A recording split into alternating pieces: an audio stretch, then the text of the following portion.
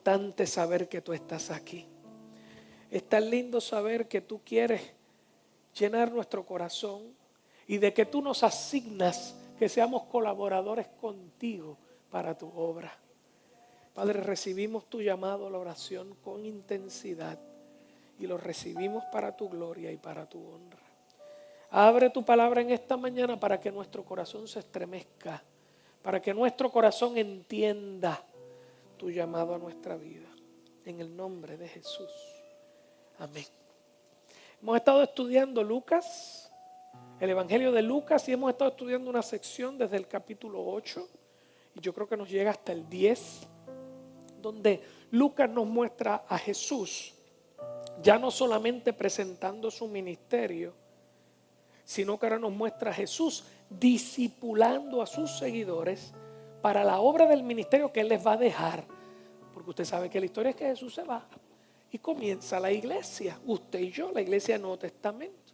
Y hemos visto ya a Jesús enseñándoles quiénes son ellos, cuál es su misión, a quiénes deben alcanzar, cómo es ese proceso de toda la vida de la iglesia para evangelizar, cómo lidiar con la resistencia que se va a levantar cuando tú te metas en la misión de Dios, cómo vas a amar al mundo que necesita el mensaje que tú tienes. Hoy vamos a conocer otro aspecto de nuestro trabajo. Vamos a ver a Cristo cubriendo la necesidad. La semana pasada fue la necesidad del mundo de afuera, del mundo que se pierde.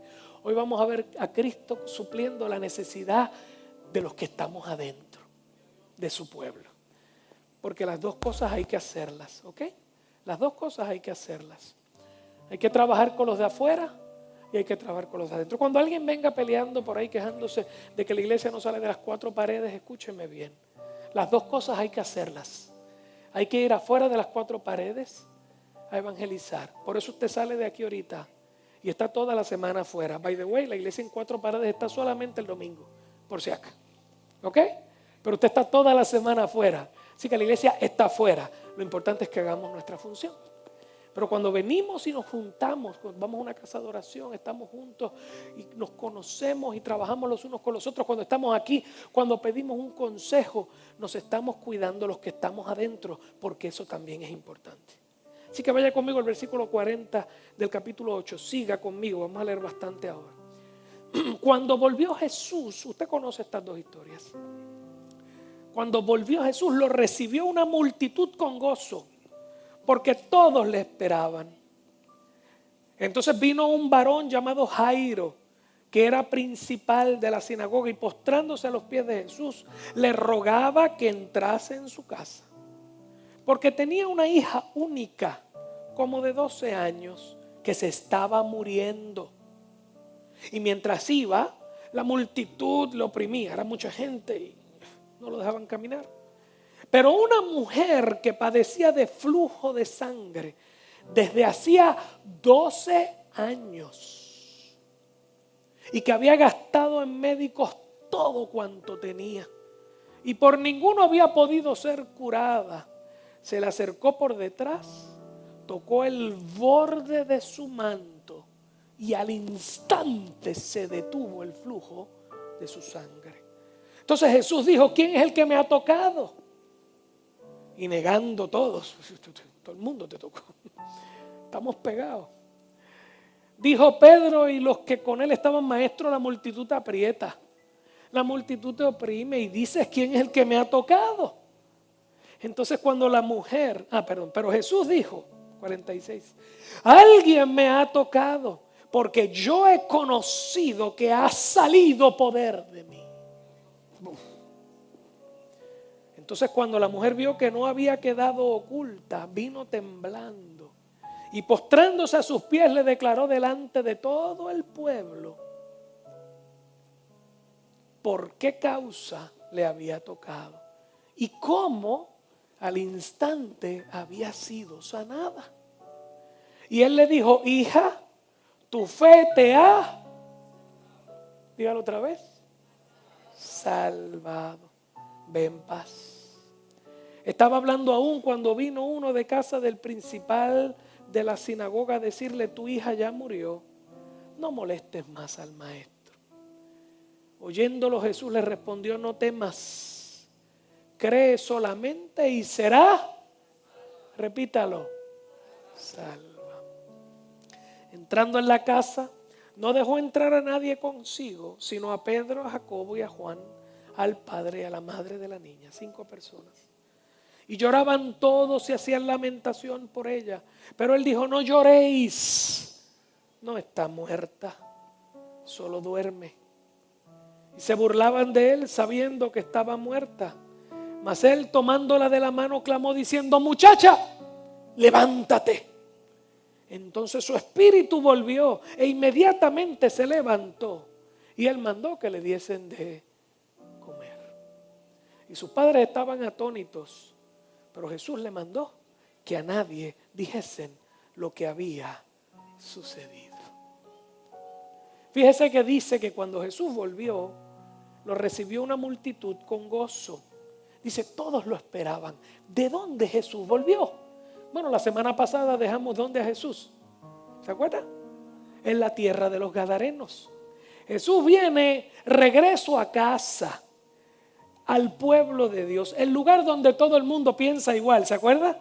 El ambiente hermoso de los que quieren a Dios y aman a Dios, saliendo de un lugar, Gadara, que era lo que yo le dije, la ciudad endemoniada, el ambiente de la gente que no ama a Dios y no quiere saber de Él. De hecho, habían botado a Jesús de allí.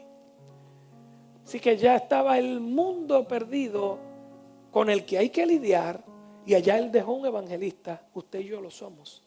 Pero ahora venimos aquí otra vez dentro de las 4 paredes. Volvimos al lugar donde todos creemos lo mismo, donde todos estamos felices. Y fíjense que aquí lo recibieron bien, como usted y yo, que en este momento tuvimos un tiempo hermoso de adoración.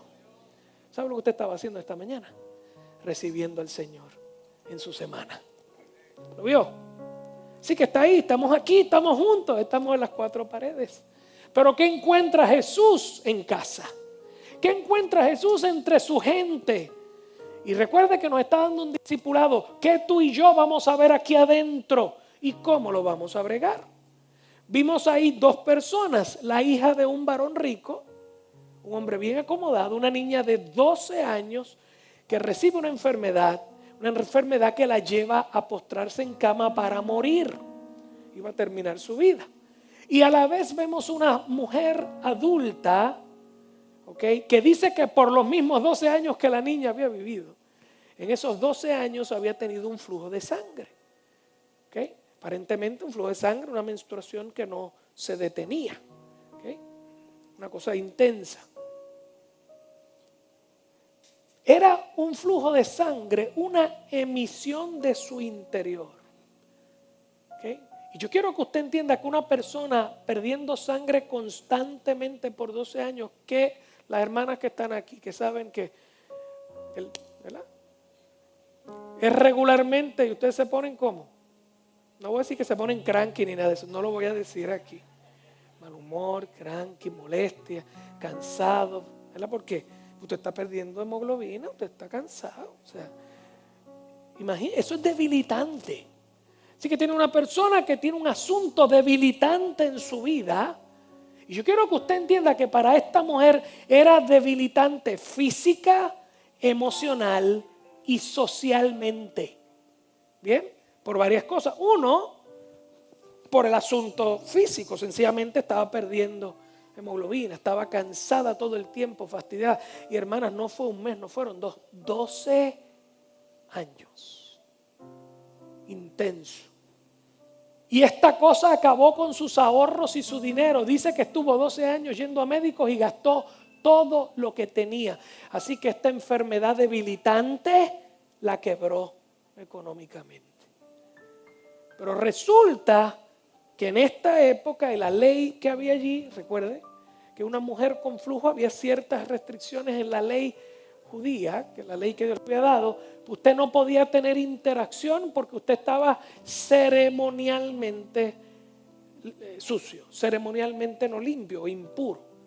Entonces usted recuerda la ley de Moisés, va allí cuando usted iba a estar en el templo, cuando venía, aunque fuera a los atrios, usted tenía que venir lavadito, limpio, porque era una manera en que Dios le estaba enseñando al pueblo acerca de la separación, de la santidad. Lo impuro no entra aquí. Cuando usted entregaba un animalito, lo que fuera, tenía que ser limpio, sin mancha, sin daño. Entonces, una de las cosas que se hacía es que cuando un ser humano tocaba a un muerto no podía entrar. Cuando un varón tenía algún tipo de emisión de su cuerpo no podía entrar. Cuando una mujer estaba en su periodo no podía entrar. Yo quiero que usted entienda que la vida de Israel giraba en torno al templo, giraba en torno al lugar. O sea, no sabemos si esta mujer perdió su marido, porque para colmo tampoco puede tener una vida íntima saludable. Así que esta mujer fue cortada, no podía estar con la gente, porque si la gente la tocaba, la gente se convertía en impura. Y tampoco ellos podían entrar en el templo. Así que a esta mujer le fue cortada su vida amorosa, su vida emocional, su vida social y su vida espiritual. Aparte que estaba quebrada y sin salud. Debilitante en todo. Lo que había dentro de ella salía y cubría todo.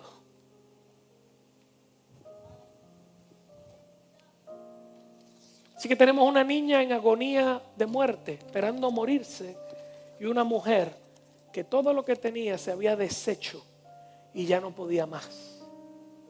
Es interesante que leímos que el Señor le dice a la mujer: hija, vete. Después que la sana, dice: tu fe te ha, no dice sanado, ¿qué dice? Salvado. Vete en paz. Y luego cuando muere la niña de Jairo, él le dice: tranquilo, confía, que ella va a ser salva. Y yo, Jairo, le hubiera dicho: es que no quiero que sea salva, yo quiero que sea sana. ¿Por qué eso está ahí? ¿Por qué para ambos casos Jesús responde igual? Y en la solución no menciona la palabra sanidad del cuerpo. Él se va a algo que es mucho más profundo. En ambos casos Él predice la salvación. ¿Por qué? Porque tanto la niña como la adulta, ambas mujeres representan lo mismo. Tú y yo aquí. Tú y yo aquí. Usted y yo somos gente que hemos conocido a Cristo. Somos miembros ahora de la familia de Dios. Somos parte del cuerpo de Cristo. Somos de los que hablamos lo mismo, adoramos igual y todo. Pero todos los que hemos entrado por esa puerta, unos en una manera, otros en otra, pero todos en algún momento cargamos en nuestro interior asuntos sin resolver, marcas de nuestro pasado que amenazan con acabarnos. Le voy a hablar de dos tipos de marcas, por favor, lléveselas en su corazón. Heridas que están dentro de ti, de tu psiquis, de tu corazón. Heridas infligidas por el pecado de otros en contra nuestra. Eso te afecta, te daña, te detiene. Pero no solamente las heridas, también está la culpa del pecado que yo infligí en la vida de otros, que posiblemente ha hecho que yo pierda relaciones que amaba. O sea que todos nosotros, nos guste o no, a través de nuestro paso en la vida, o hemos sido dañados por alguien o hemos dañado a alguien. Cuando venimos al Señor y conocemos de Él y de su amor y conocemos de lo que son las buenas relaciones personales, ¿se acuerdan? Amar a Dios, amar la iglesia y amar al mundo, ¿se acuerdan? Con el tiempo el Espíritu de Dios nos hace ver las ocasiones en que no hemos sido amados o no hemos amado. Y ese bagaje que llevamos nosotros caminando y que lo metimos todos los domingos, entra por esa puerta. Y venimos tú y yo con esa piedra en la espalda. Ese bagaje, repita conmigo, heridas y culpas. Vamos, repítalo otra vez, heridas y culpas. Ese bagaje continúa sangrando desde nuestro interior y afecta todo a su paso, nuestras fuerzas emocionales. gente que tiene de verdad issues del corazón, issues de tristeza y depresión y tiene que empezar a buscar de dónde está saliendo.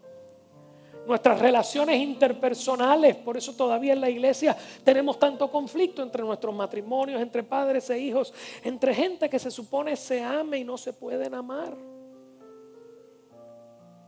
Nuestro bienestar material, porque es que cuando se afecta mi emoción y mis sentimientos, se afecta todo lo que hago. Empiezo a fallar en mi trabajo, empiezo a fallar en mis decisiones de vida.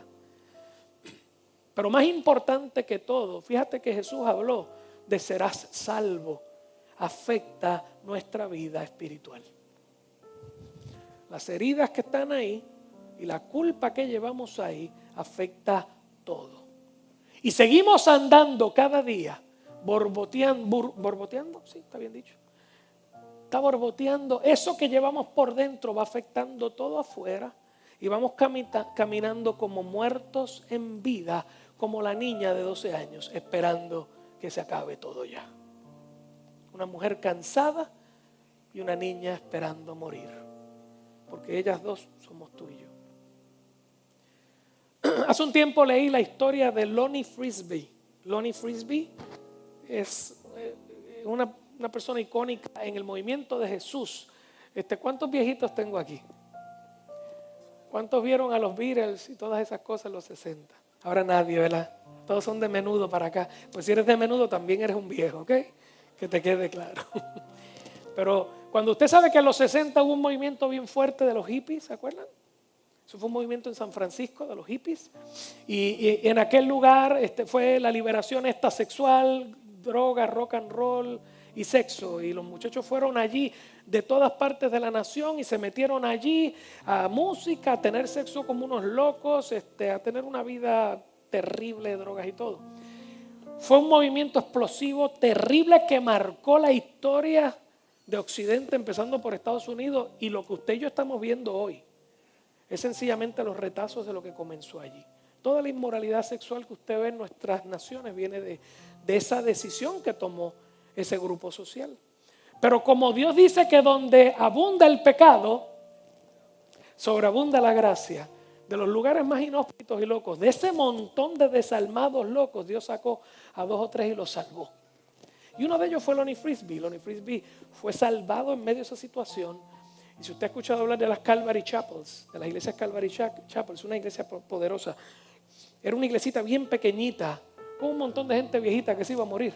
Y el pastor y la esposa del pastor un día estaban hablando, caminando por la calle, y ven al grupo de hippies locos y dice: nosotros tenemos que alcanzar a estos muchachos. Nadie los quería en la iglesia porque literalmente no se bañaban, ¿okay? Y andaban descalzos y se tiraban al piso, eran unos revoluciones. Y Chuck buscó un muchacho, era el novio de su hija, le dijo: mira, ayúdame a conseguir a uno de estos locos a ver cómo empezamos. Y le trajo a este joven, flaquito, bajito, con una barba larga, que se llamaba Lonnie Frisbee. Lonnie Frisbee fue a darse un pase de LSD en un sitio a donde iban ellos muchos a tener orgías y meterse droga, y Dios se le apareció. Jesús lo salvó al acto. Llegó donde este hombre y Dios comenzó a usar a ese muchacho de una manera brutal. Hay 2 avivamientos fuertes en las iglesias evangélicas carismáticas. Uno en los 70 fue el avivamiento de Calvary Chapel en Costa Mesa, California. El segundo fue la Vineyard en Anaheim, California, en los 80. Uno en los 70, otro en los 80. Ambos avivamientos comenzaron con Lonnie Frisbee.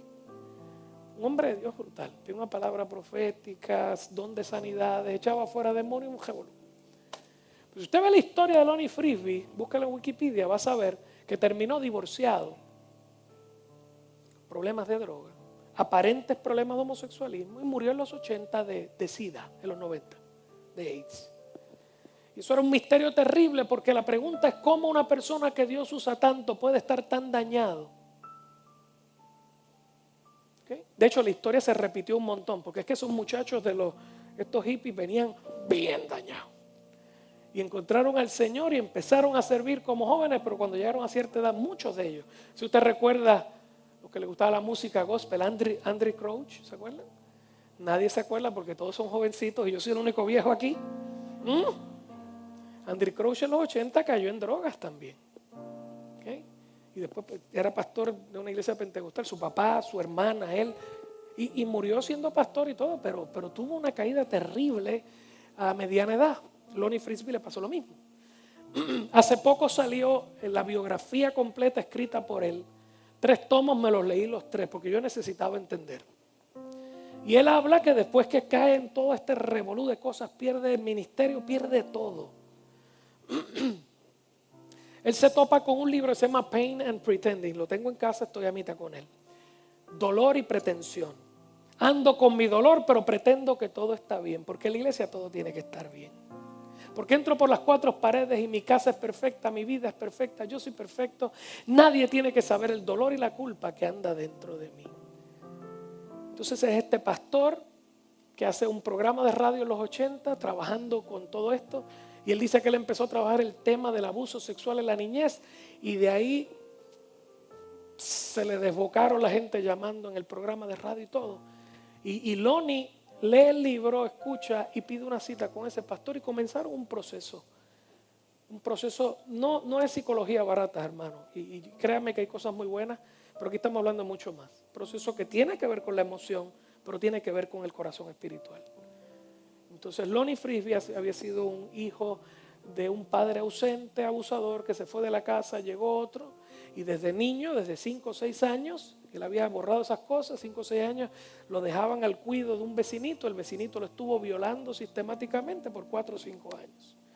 El único momento que Lonnie Frisbee tenía algún encuentro con Dios era que su abuela cristiana en verano se lo llevaba a un campamento de niños. Y allá siempre tenían problemas de que el niño no quería devolver a su casa. Tenían que llamar a la familia para que se lo llevaran arrastrado, porque el nene sabía que lo iban a devolver a que lo violaran. Y de ahí a caer en las drogas, en las orgías, en los asuntos de los hippies y meterse cuanta cosa podía entrar en el cuerpo, LSD, marihuana, cocaína, todo. Cuando Dios rescata a ese hombre, escúcheme bien por favor, rescata a ese hombre. Usted dice, pero Dios no sana a la gente inmediatamente de todo eso. Vaya conmigo a Romanos 6:22, por favor. Escuche bien, lea esto conmigo. Yo quiero que me entienda lo que le voy a hablar. Léalo conmigo, 1, 2 y 3. Mas ahora que habéis sido libertados del pecado y hechos siervos de Dios, tenéis por vuestro fruto la santificación y como fin la vida eterna. Deje ese texto ahí, por favor. Escúcheme bien. Nuestra salvación es tanto un momento en el tiempo, firme y final, cuando yo me rindo al Rey de Reyes y Señor de Señores. ¿Cuántos lo han hecho?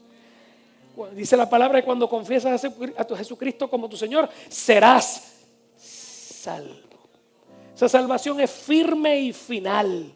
En ese momento venimos a ser hijos de Dios. Eso es lo que se llama la justificación, donde todo mi pecado es echado a lo profundo del mar y toda la justicia de Cristo es puesta a mi favor. Y cuando Dios me ve, no me ve a mí, ve a Cristo. ¿Alguien está conmigo? Cuando Moisés le pidió a Dios que lo quería ver, Dios le dice, te voy a esconder en el hueco de la peña y voy a pasar frente a ti, no vas a morir. ¿Sabe que eso es lo que te va a pasar a ti el día que te mueras? Vas a llegar frente al trono de la gracia, pero vas a estar escondido en Cristo. Dale un aplauso al Señor, por favor. Desde que le dijiste sí al Señor, fuiste libertado del pecado. Aunque te parezca que no, sí. No tiene fuerza contra ti. Todavía tú y yo no sabemos cómo bregar con eso, pero Dios cortó el agarre que tenía el enemigo de ti y te hicieron parte de la casa. Pero dice ahí que luego de ese minuto, de ese momento, tú vas a tener por fruto. ¿Cómo es que se da el fruto? Usted siembra una semilla de un palo de ¿qué le gusta a usted en la casa? Aguacate, china, plátanos, amarillos, ¿qué? Lo que sea. Y desde que usted pone la semilla, espera con calma, ¿pasa cuánto tiempo? Años. Hasta que un día comienza a salir ¿qué? Fruto. Hay algunos palitos que usted siembra que los frutos salen medio, que no sirven para nada. Y usted tiene que empezar a bregar y ponerle clavos mohosos y qué sé yo cuántas cosas inventa la gente, hasta que algún día le sacas por fin fruto. Pues así somos tú y yo. Tu fruto toda la vida, Dios bregando contigo y poniendo clavos mozos y cortando jamas y bregando y echándote abono para que un día, ¿cuándo? No importa. Te voy a decir, pastor, toda la vida, los 80 años que tú puedas vivir aquí son para Dios un abrir y cerrar de ojos. Desde que te salvó hasta que te perfeccionó, para Él no ha pasado nada. Ya eso está hecho. Dale un aplauso al Señor, vamos. Ya eso está hecho.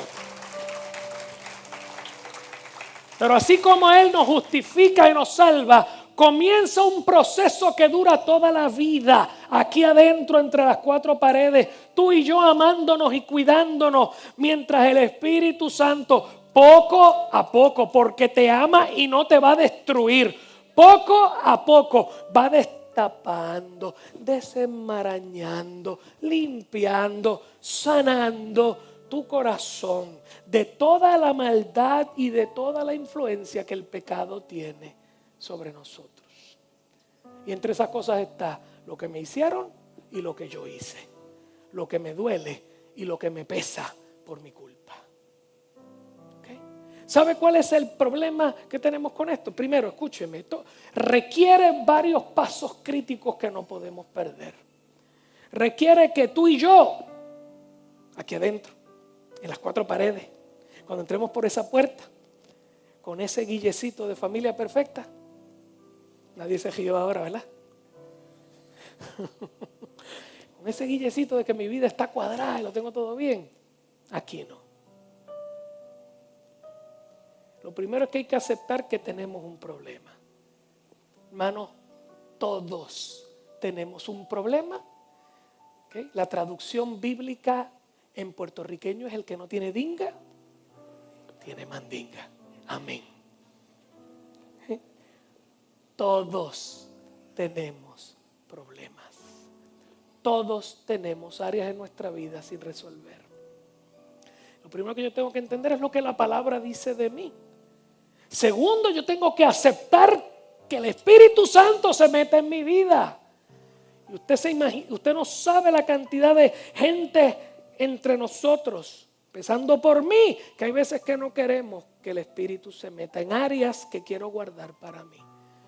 Porque hay dolores que quiero mantener, porque hay rabias que quiero tener ahí, porque hay gente con la que no me quiero arreglar, porque hay asuntos por los cuales no quiero pedir perdón. Necesitamos aceptar la intromisión del Espíritu en nuestra vida. Y tercero, necesitamos someternos al proceso. Escúchame bien, que va a ser distinto para cada cual. La manera en que Dios bregó con mis asuntos no va a ser la tuya, porque tú y yo tenemos una preciosa y hermosa individualidad, una personalidad única que la formó Dios para ti. El Espíritu de Dios sabe cómo tocar las cuerdas de tu corazón. Nosotros como iglesia no podemos pensar que Dios va a bregar con la gente de la misma manera.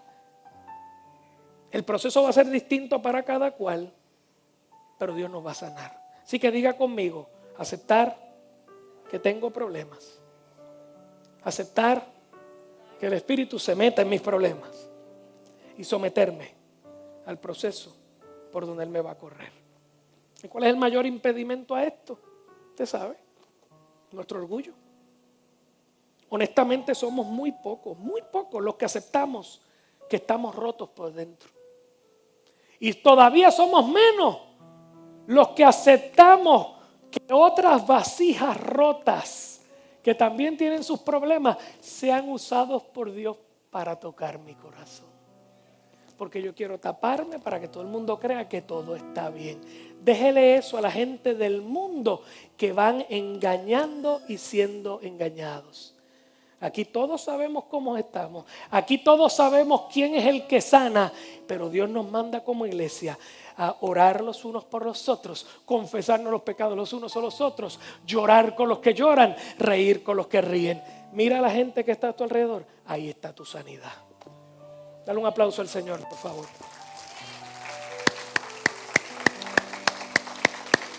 De hecho, mira a la gente que está a tu lado. Ahí están tus pacientes y tus doctores. O vamos a decirlo de otra manera: tus pacientes y tu enfermero. El doctor es el Espíritu Santo. Míralo, mira por el lado ahora. Míralo. Que en algún momento tú sanas y en otro Él te sana a ti. Dios lo va a usar. El primer paso y el más importante fue el que esta mujer tomó. Luego de años de sufrimiento, tratamientos humanos para lo que era un asunto esencialmente espiritual, esta mujer se le acercó y cuando Jesús está caminando, agarró una esquina del manto y lo tocó. ¿Y qué tiene que ver eso? Yo creo que no me da el tiempo, pero se lo voy a decir corriendo, por favor, usted lo busca después. ¿Qué es el manto? El manto de un rabino se llamaba el talit. Era un manto con 4 esquinas y esas esquinas estaban bordadas preciosamente con varias líneas y cada esquina de las 4 tenía unos flecos que tenían diferentes nudos. El número de los nudos era el número que significaba una letra en el abecedario de Israel, ¿ok? Y eran 4 y esas 4 eran YHWH. El tetragramón, o que significa Yahweh, Jehová. Cuando ella agarra un fleco, ella está diciendo, solamente Dios puede salvar. ¿Lo está escuchando? ¿Lo está escuchando? Yo estoy mal, yo he gastado todo, yo estoy destruida, pero solo Dios me puede salvar. Dice, ¿y por qué no agarró el fleco de el otro, el líder de la iglesia o lo que fuera? ¿Por qué fue donde Jesús? Porque en Malaquías dice que va a venir, el sol de justicia nacerá y vendrá. Te lo voy a leer. Malaquías 4:2 dice, mas a vosotros, los que, ¿a quiénes? ¿A quiénes? ¿A quiénes? ¿A quiénes? A vosotros, los que teméis mi nombre, les nacerá el sol de justicia. Escuche por favor, y en sus alas traerá salvación. Y para los judíos el Mesías que venía con un manto. Venía con un manto. Esta mujer está diciendo, Jesucristo es el que dijo Malaquías, el Mesías que viene volando en un manto y yo voy a tocar ese borde y Él me va a sanar. Mira cómo dice ahí, traerá salvación. ¿Por qué Jesús le dijo, vete salva? ¿Por qué le dijo a la de Jairo, vete salva? Yo soy el Mesías de Malaquías. Yo traigo mi manto de salvación. Agárrate de mí, búscame a mí y yo te voy a sanar. Yo te voy a sanar. Lo más lindo es el final de ese texto. Y saldréis y saltaréis como becerros en la manada. ¿Sabe de qué habla? De gozo, porque el Señor ha cambiado nuestro lamento en baile. Vamos, denle un aplauso fuerte al Señor, por favor. El primer paso para tu completa salvación, para la sanidad de aquellas cosas que te duelen y te pesan. Acepta con humildad tu situación, pero ven a Cristo, ven a Dios. Porque Él es la salvación de ese azote que hoy marca tu vida y la daña. Jesús es la respuesta de Dios a nuestro dolor. Pero pastor, después de eso, ¿qué hay? Tranquilo, para cada uno de nosotros se va a abrir un camino de restauración. Habrá consejería, habrá administración. Dios va a usar su iglesia para sanarte. Dios va a usar gente competente para sanarte. Pero hay que empezar. Y el proceso no es al revés. El proceso es que tú quieras, que tú entiendas, que tú clames. Y la Biblia dice, clama a mí y yo te responderé. Esta mujer tocó el manto y Jesús gritó, alguien me ha tocado. Yo lo sé porque salió poder de mí. Y el mismo poder que tocó esa mujer está aquí hoy. Está aquí hoy. Ponte en pie conmigo, por favor. Ponte en pie conmigo. Padre, delante de ti estamos. Delante de ti estamos. En esta hermosa y maravillosa mañana. Adorando y bendiciendo tu nombre. Padre, mira nuestro corazón. Tú eres el único que realmente puedes pasar juicio de lo que hay guardado ahí. De nuestros dolores, de las heridas, de la maldad, del pecado hecho contra nosotros. Pero también de todo lo que nosotros hemos hecho. Y tú eres Dios de misericordia.